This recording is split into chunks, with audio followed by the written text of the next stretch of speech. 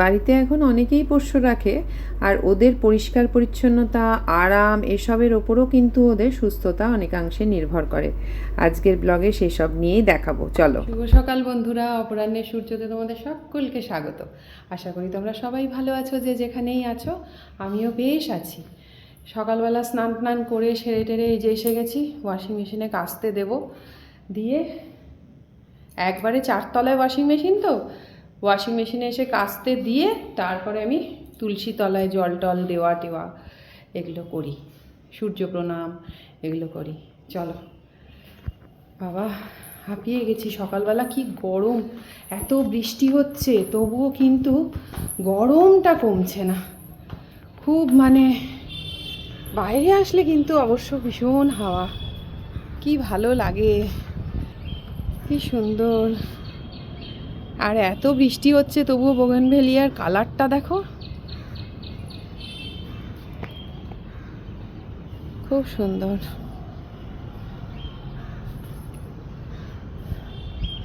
আজকে পুরোই একদম মেঘলা। বলছে নাকি নিম্নচাপ এসেছে, কে জানে নিম্নচাপ কি উচ্চচাপ। আমাদের আর কি, নিম্নচাপের পাল্লায় পড়ে আমাদের আর কি উচ্চচাপ হয়ে যায়। রাস্তায় জল জমে, নানা রকমের কাজে বেরোনোর অসুবিধা। প্রকৃতির নিম্নচাপ আমাদের উচ্চচাপের সৃষ্টি করে, তাই তো। আমাদের কোনো কিছুতেই শান্তি নেই। চলো, আজ হলো উচ্ছে ভাজা, কাতলা মাছের পেঁয়াজ টমেটো কাঁচা লঙ্কা দিয়ে ঝাল, আর চিংড়ি মাছ একটু ছিল, সেটা একটু পেঁয়াজ দিয়ে ভাজা ভাজা মতো করেছি। আর ওই কাতলা মাছের না একটা দুটো মাথা ছিল, তো ওই মাথা দিয়ে আর আলাদা করে কিছু রান্না করতে ইচ্ছা করলো না, একটুখানি ওটাও একটু ঝোল করে দিলাম কালো জিরে কাঁচা লঙ্কা দিয়ে। বেশ বেশ মাছের মাথার ঝাল আমাদের মাঝে মাঝে খেতে কিন্তু খুব ভাল লাগে। আর তার পাশেই হচ্ছে ডাঁটা দিয়ে 3 পিস মাছের ঝোল ছিল, ওটাকেও একটু শুকনো শুকনো করে গরম করে রাখলাম, ওটা কালকের রান্না। আর হয়েছিল কচুরলতি চিংড়ি মাছ দিয়ে, যেটা লাস্টে দেখালাম। মানে স্পেশাল বলতে গেলে এটাই, এটা দিয়ে আজকে আমাদের আরো 5 কিলো কাঁঠালের দানা এত ভালোবাসে যে 2 কিলো নিয়ে এসছে। আমি ওটাকে বালিশের মতো করে রাখা হচ্ছে আমাদের বাড়িতে। এখন কতদিন চলবে, সবেতেই আর কি কাঁঠালের দানা, কাঁঠালের দানার ভর্তা, কাঁঠালের দানার কি বলে ভাজা, তরকারি, পুরো বালিশ। বলছে আবার 5 কিলো আনবে। এই দেখো আজকে রিকোর গ্রুমিং চলছে। তোমরা ঝুলিয়ে দেওয়ার ব্যাপারটা নেই?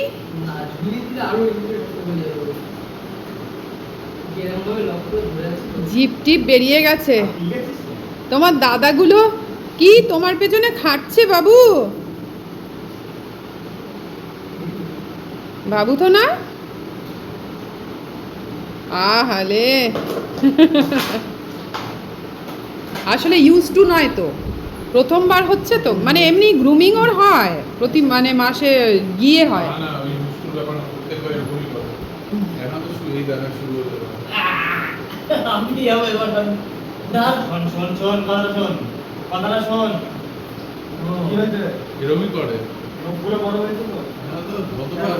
দুই দাদা মিলে প্রতি মাসে ওকে গ্রুমিং করাতে সল্টলেকে নিয়ে যায়, পিঙ্ক পজে। তো আজকে আমি প্রথম দেখছি, আমার খুব কষ্ট হচ্ছে জানো তো।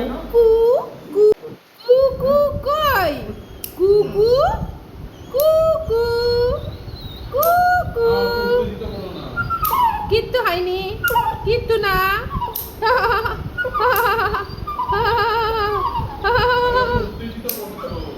আহারে, কিন্তু এগুলো তো করতে হবে। লাগছে কিন্তু না ওর। মুখ থেকে খুলে দিয়েছে মাঝের।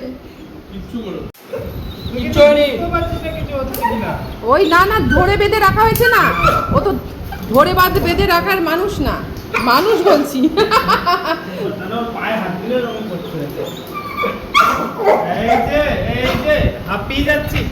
আমার মনে ব্যথা নাকি।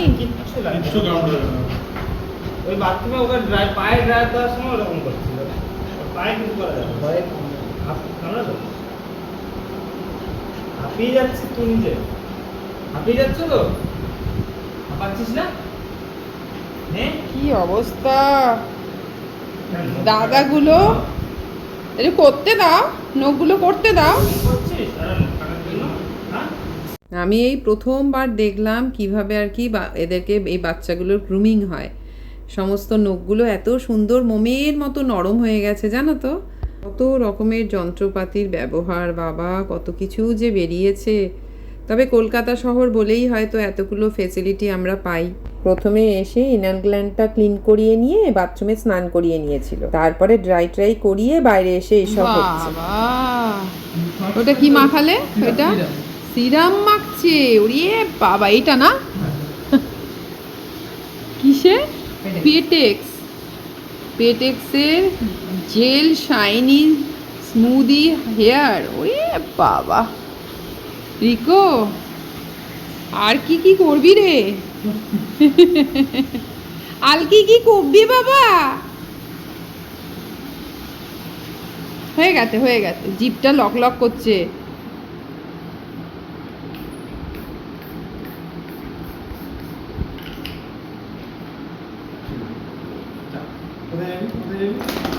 ওরে বাবা, ওরে বাবা, আত্মা ব্যাস, এখান দিয়ে এসে আবার এখানে ঢুকে পড়লো।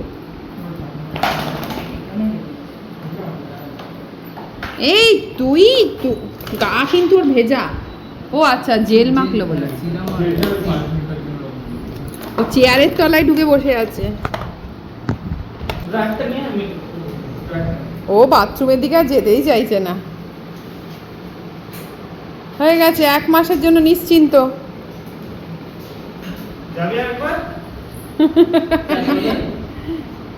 আর যাচ্ছি না বাবু, আর যাবে না না বাবু, আর যাবে তুমি? এইটা দেখে আসলে হবে না কেন? ওই আর ওর একটা আওয়াজ হয় তো, ওই আওয়াজেই ও মানে ভয় পাচ্ছে আর কি। ওই মায়ের পাতেইতে বসে আছে, মায়ের পাতেইতে বসে আছে। ও যাবে না। যাও যাও যাও, এই যে না ট্রিট খাইয়ে দাও তো একটু। খাবি?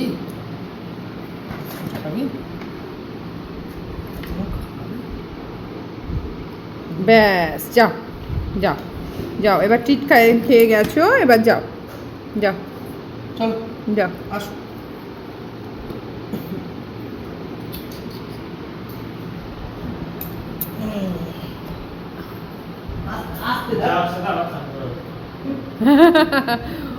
ওর কোলে যাওয়া মানেই ভাবছে যে আবার শুরু করবে বোধহয়। দুপুর 3টে বেজে গেছে, এখনো আমাদের দুপুরের খাওয়া হয়নি। চলো আজকের মতো এতটুকুই, দেখা হচ্ছে তোমাদের সাথে আবার পরের ব্লগে। তোমরা সবাই খুব ভালো থেকো।